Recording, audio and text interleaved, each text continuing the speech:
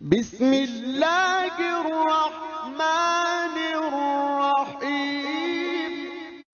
تو وہ سورۃ الرحمان جو ہے اس کا الرحمن علم القرآن خلق الانسان علمہ البیان، یہ چار چوٹی کی چیزیں بیان کی گئی ہیں۔ اللہ کے نام میں چوٹی کا نام الرحمن۔